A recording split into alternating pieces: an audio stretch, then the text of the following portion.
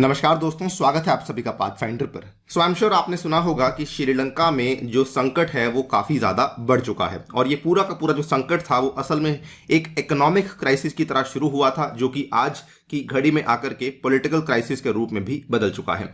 Almost उसी तरीके के संकट के लिए यहाँ पे चेतावनी दी है इंडिया के कई सारे टॉप सेक्रेटरीज ने, टॉप ब्यूरोक्रेट्स ने पीएम मोदी को कि अगर हम लोग भारत में भी इसी तरीके से फ्रीबीज को देते रहे, इसी तरीके से हम लोग जो है पॉपुलिस्ट मेजर्स लेते रहे, सो ऑलमोस्ट सेम चीज हमें इंडिया के अंदर भी देखने को मिल सकती है। आप यहां पे देख सकते हैं, टाइम्स ऑफ इंडिया की ये खबर है। जस्ट रिसेंटली एक बहुत ही महत्वपूर्ण मीटिंग हुई थी पीएम मोदी की with the top level secretaries in the government of India, जिसमें कि उन्होंने कहा कि फ्रीबीज जो है वो अनसस्टेनेबल है और स्टेट्स कैन गो बस्ट, ये वाला यहां पर जो है स्टेटमेंट दिया गया था by the various secretaries at meet with the PM Modi. यहां पे आप देख सकते हैं, स्टेट्स में go the Lanka way with too many freebies, ये वाला स्टेटमेंट दिया गया अगेन ब्यूरोक्रेट्स के द्वारा पीएम मोदी को। इनफैक्ट उस चीज के बाद इस चीज को रीआइटरेट भी किया गया। तमिलनाडु के जो फाइनेंस मिनिस्टर हैं उन्होंने कहा कि India risks going the Sri Lanka way if freebie problem is left unchecked. बल्कि उन्होंने यहां पर यह भी कहा the risk of going Sri Lanka way is very very real,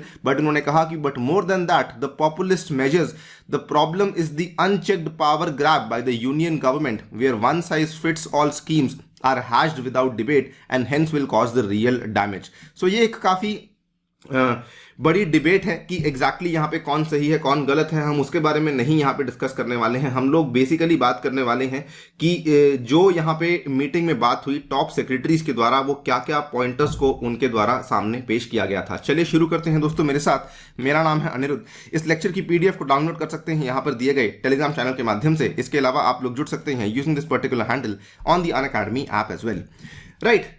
सो श्रीलंका की जो क्राइसिस है उसके बारे में आपने कई सारी वीडियोस देख ली होंगी, लेकिन मैं आपको उस क्राइसिस का जो ट्रिगर पॉइंट है वो बताना चाहूंगा। ये ट्रिगर पॉइंट था, ये वाला आपके सामने है 2019 नवंबर में जब श्रीलंका की नई सरकार बनकर आई थी। तो उसी टाइम पर श्रीलंका के जो नए राष्ट्रपति थे गोटाबाया राजपक्सा, इन्होंने बहुत बड़े पैमाने पर टैक्स कट्स को अनाउंस किया था। इन्होंने कहा था कि हम लोग जो वैट है वो लगभग 15% से 8% पे ले आएंगे। जो यहाँ पे सेल्स टैक्स था वो भी बहुत कम कर दिया गया था, इनकम टैक्स को भी कम कर दिया गया था।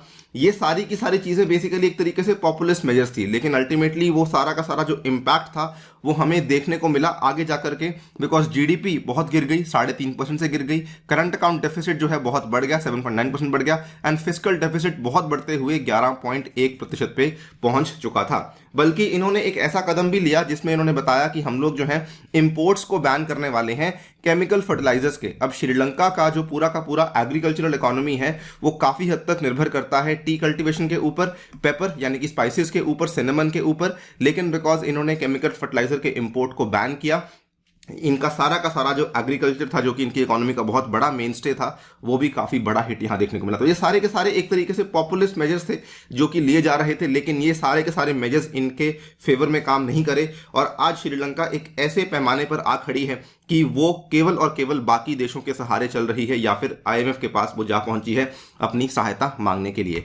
ऑलमोस्ट उसी तरह की चीज को यहां पर चेतावनी देते हुए हमारे जो टॉप ब्यूरोक्रेट्स हैं उन्होंने क्या कहा है, उन्होंने कहा some of the states could be heading the way of cash starved Sri Lanka और Greece if the trend remained unchecked. So Greece की आपको जो है फाइनेंशियल क्राइसिस अगर नहीं याद है तो आपको बता दूं, ग्रीस की जो फाइनेंशियल क्राइसिस थी वो 2007-8 में शुरू हुई थी और ये इतनी लंबी देर तक चली थी कि 2018 तक इनको 10 साल लग गए थे इस पूरे के पूरे संकट से बाहर निकलने के लिए। और आज की डेट में जाकर जो है ग्रीस एक तरीके से फाइनेंशियली सस्टेनेबल इकोनॉमी को रन कर रहा है। इन्होंने बल्कि ये भी कहा कि कई बार क्या होता है कि जब आपकी नई इलेक्शंस होनी होती हैं, जब नए चुनाव आने होते हैं, तो उस टाइम पर कई सारी जो राजनीतिक दल होते हैं इस तरह की स्कीम्स, इस तरह की घोषणाएं कर देते हैं जो कि आर्थिक रूप से सतत नहीं होती, they are economically unsustainable. And इन्होंने कहा कि यहां पर हमें एक बैलेंस्ड कॉल लेने की आवश्यकता है। हमें बैलेंस कॉल इस कदर लेनी होगी कि जो पॉलिटिकल एक्सीजेंसीज हैं उसको हम लोग फिजिकल हेल्थ के साथ यहां पर मैच करें, यानी कि जो हमारी राजनीतिक जरूरतें हैं हमें उनका एक तरीके से बैलेंस बना के रखना होगा राजकोषीय स्वास्थ्य के साथ। अगर ऐसा करेंगे तभी जाकर के हमारी जो स्टेट्स हैं वो सही से काम कर पाएंगी। बल्कि इन्होंने ये तक भी कह दिया कि स्टेट्स के कुछ स्टेट्स के हालात ऐसे थे, उनकी फाइनेंशियल पोजीशंस इस कदर खराब हो चुकी थी कि अगर उनको सेंट्रल गवर्नमेंट ने सपोर्ट ना किया होता तो शायद वो स्टेट्स अब तक जो है कंप्लीटली खत्म हो चुकी होती। इन्होंने कहा several states had a precarious financial position and would have gone bust had they not been part of the union.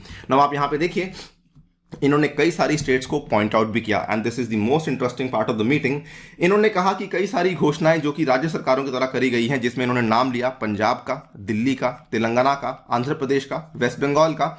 इन्होंने कहा ये सारी की सारी अनसस्टेनेबल हैं and some solutions need to be found. इन्होंने ये भी कहा कि कुछ यहाँ पे राजनीतिक दल ऐसे हैं जो कि फ्री पावर दे रहे हैं, जिसके चलते जो स्टेट का एक्सचेकर है उसके ऊपर बोझ बढ़ रहा है। और इन्होंने ये भी कहा कि because of all these things, क्योंकि जो स्टेट के पास फंड्स आने चाहिए थे वो नहीं आएंगे, सो उनकी जो क्षमता है ऐसे फंड्स को एलोकेट करने की for crucial social sectors such as health and education, वो भी आपको गिरती हुई देखने को मिल रही है ना। यहां पर मैंने एक नोट मेंशन किया है, इसको पढ़ूंगा नहीं, ये आपके लिए है। इसके बाद इन्होंने एक और यहां पे पॉइंट मेंशन किया। इन्होंने कहा कि देयर आर सर्टन स्टेट्स जो कि ओल्ड पेंशन सिस्टम की तरफ मूव कर रही हैं, जैसे कि छत्तीसगढ़ और राजस्थान। और इन्होंने ये भी कहा कि ये जो है अगेन हमारे पूरे के पूरे फाइनेंशियल सिस्टम के लिए ज्यादा अच्छी बात नहीं है। अगेन ये वाला नोट भी यहाँ पे आप लोग के सामने मैंने मेंशन किया हुआ है, ये आप लोग के लिए पढ़ने के लिए है।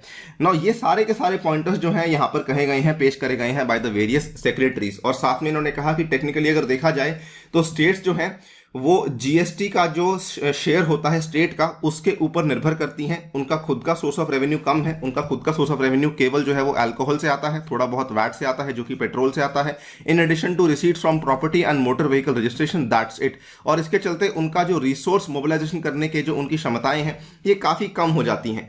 और इसीलिए उन्होंने चेतावनियां दी हैं कि ऐसी स्टेट्स के ऊपर हमें ध्यान रखना चाहिए, हमें उनको डिस्करेज करना चाहिए कि वो इस तरीके की फ्रीबीज जो है वो ना बांटे। ना देखिए, ये वाली जो मीटिंग्स थी ये पीएम मोदी करते आए हैं विद द सेक्रेटरीज। ऐसा नहीं है कि ये मीटिंग पहली बार हुई है, श्रीलंका संकट के बाद हुई है। ये 2014 से, जब से पहली बार बीजेपी की सरकार आनी हमें देश में देखने को मिली, तब से 2014 से ऐसी 9वीं ऐसी मीटिंग थी जो कि पीएम ने होल्ड करी थी इन सेक्रेटरीज के साथ। बल्कि अगर आप देखें यहां पर जो मीटिंग में 24-25 के आसपास सेक्रेटरीज बैठते हैं। और इसके अलावा भी पीएम मोदी कई सारी ऐसी मीटिंग्स कंडक्ट करते हैं जिसमें उन्होंने 6 सेक्टोरल ग्रुप्स ऑफ सेक्रेटरीज बनाए हुए हैं to suggest new ideas for overall improvement in the governance. तो इस तरह की मीटिंग्स होती रहती हैं और ये सारी की सारी मीटिंग्स का जो मेन यहां पर वो है वो यही है कि हम लोग किस तरीके से गवर्नेंस को बेटर कर सकते हैं। खैर, अपार्ट फ्रॉम दिस, जो मैं चाहता हूं कि आप लोग जिस चीज पे कमेंट करें यूजिंग द कमेंट सेक्शन, वो ये है कि क्या आपको लगता है कि ऐसी जो फ्रीबी प्रोमिसेस जो कि स्टेट्स कर रहे हैं इनको लिमिट करना चाहिए, किसी तरीके से रेगुलेट करना चाहिए। मे बी जुडिशरी यहां पे इंटरवीन कर सकती है, इलेक्शन कमीशन इंटरवीन कर सकती है, या फिर क्या आपको लगता है कि जो भी यहां पर सर्टन स्टेट्स को पॉइंट आउट करने की प्रक्रिया हमें देखने को मिली, क्या वो कंप्लीटली पॉलिटिकली मोटिवेटेड थी? प्लीज बताइए हमें कमेंट सेक्शन में। It is completely open for your suggestions. Thank you so much for listening. फिलहाल के लिए वीडियो में इतना ही। जाने से पहले बता दूं, अनअकैडमी आपके लिए प्लस और आइकॉनिक दोनों तरह के कोर्सेज लेकर आई है, जिसमें भी आप एनरोल करना चाहते हैं कर सकते हैं यूजिंग द कोड अनि यूपीएससी। इसके साथ अगर आप ऐसा करते हैं तो आपको डिस्काउंट्स अवेलेबल करवाए जाएंगे। इसके साथ ही में ये वाले डेडिकेटेड बैचेस आपको दिए जाएंगे और साथ में मेरे द्वारा भी आपको ये वाले बैचेस अवेलेबल करवाए जाएंगे। ऑल्सो आप लोग डेडिकेटेड टेस्ट सीरीज भी परचेज कर सकते हैं। उसमें आप 6 मंथ्स और 12 मंथ्स का जो ये वाला कोर्स है इसको परचेज कर सकते हैं 3100 एंड 4400 रुपीज के अंदर। एंड इसमें भी आपको डिस्काउंट मिलेंगे यूजिंग द कोड अनि UPSC. Thank you so much for listening. Stay tuned and stay safe.